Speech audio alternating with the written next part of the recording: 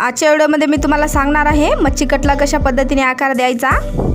तुम्ही इथं बघू शकता बाही जी आहे अस्तरला अटॅच करून घेतलेली आहे।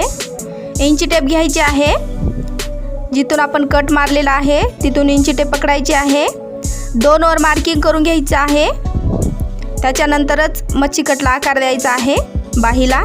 तुम्ही इथं बघू शकता खूप सरळ आणि खूप सोपी पद्धत आहे।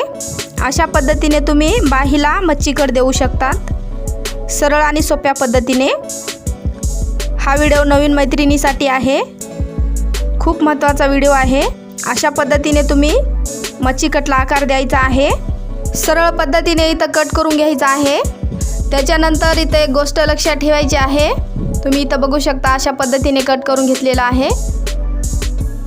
त्याच्यानंतर तुम्ही इथं पहा, जी आपली समोरची बाजू असते ब्लाऊजची त्या साईडनेच मच्छी कटचा आकार आलेला पाहिजे बाहीचा।